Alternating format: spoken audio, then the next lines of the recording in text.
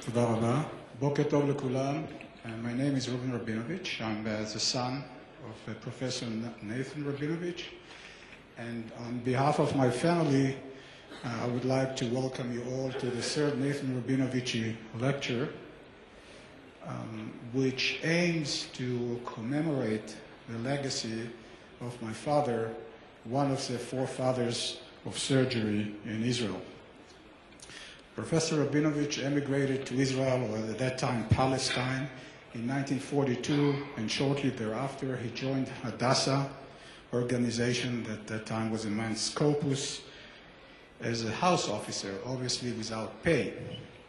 So over the years, he climbed up the ladder in this organization until he became the chief of surgery B in 1962, shortly after the new campus, Hadassah campus in Kerem, was built. And thereafter, for 16 years, he chaired this department until his retirement in 1978. During this period, Professor Rabinovich developed his own surgical philosophy, which was significantly influenced by his three mentors.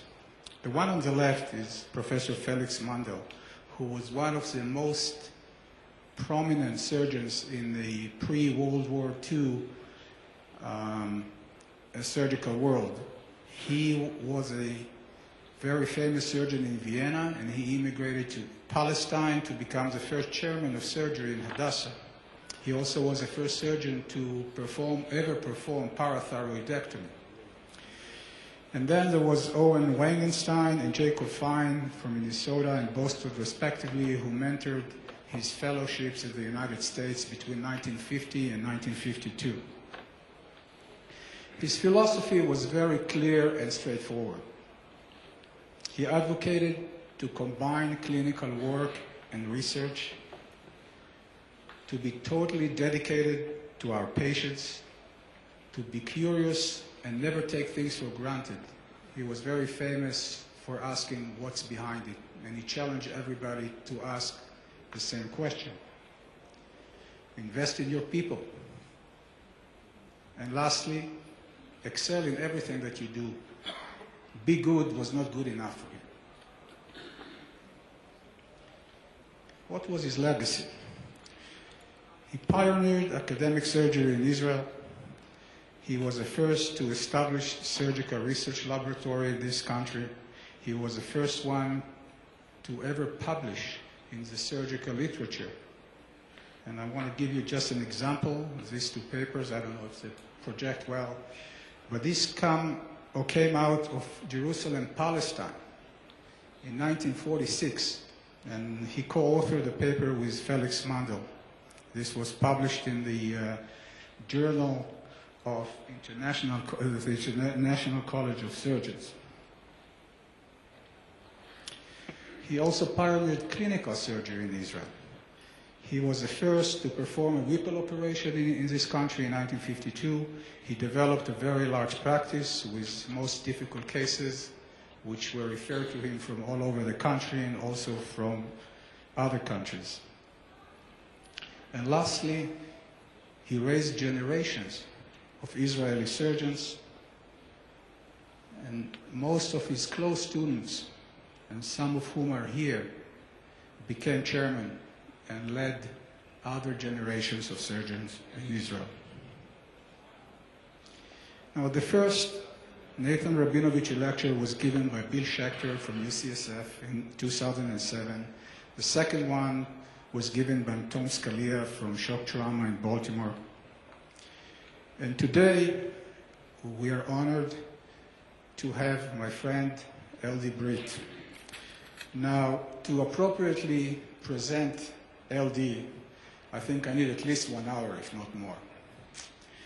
But if I had one slide only, I would say he's a consummate academic surgeon and leader.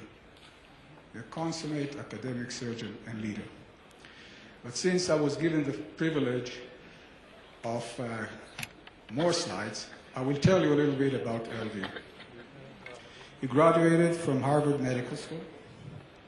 He did his residency in the University of Illinois.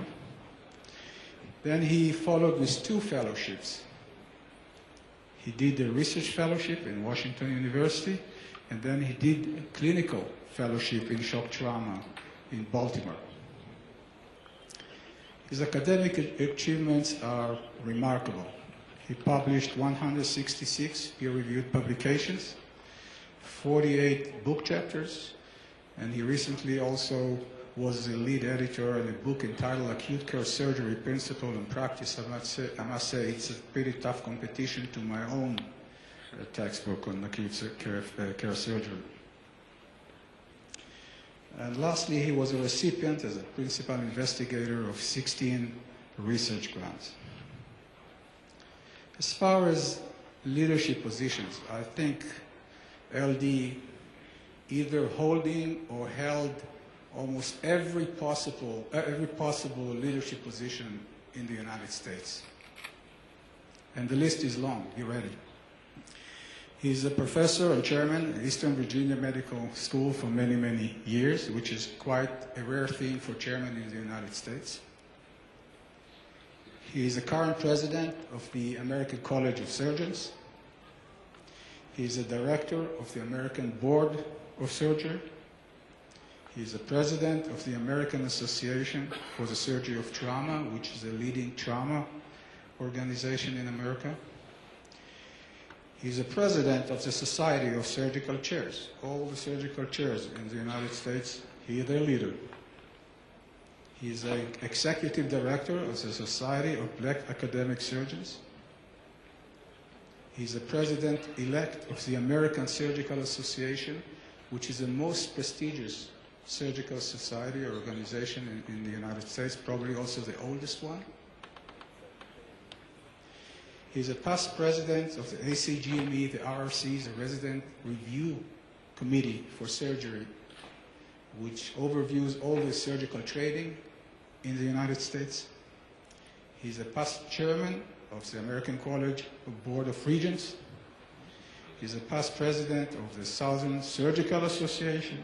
He's a past president of the Southeastern Surgical Congress. And he's a past president of the Halsted Society, which is really the most prestigious surgical organization in the United States. There are 75 members only, by invitation only, and he was their president. He's sitting on multiple editorial boards, the Annals of Surgery, the American Journal of Surgery, the Journal of the American College of Surgery, the Journal of Trauma, Shock, Journal of Surgical Education, and he's also reviewing papers from the New England Journal of Medicine. Awards and honors, too numerous to count. When I looked at your CV, LD, I didn't know which cherries to pick, but I decided on several. The first one is the highest teaching award in medicine given by the American Association of Medical College. This is the Robert Glaser Distinguished Teaching Award. He got an honorary fellowship by the British Royal College of Surgeons, which was previously given also to Queen Elizabeth II and to the Mother Queen. He got also an award from NABRIF for setting standards in our profession. And he was nominated by President George W. Bush to the Board of Regents of the Uniformed Services University of the Health Sciences, which was confirmed, this appointment was confirmed by the U.S. Senate. And this was given to him in recognition for his leadership in medicine. He got a medallion from the U.S. Surgeon General. And apparently, he's also a movie star. He got an Emmy Award, which is given by the National Academy of TV Arts and Sciences for his contribution to a documentary which was done about youth and violence. And lastly, and probably the most significant one, in recognition for his multiple contribution, the LD Brit Surgical Society was established. Ladies and gentlemen, without further ado, please welcome Ellie Britt.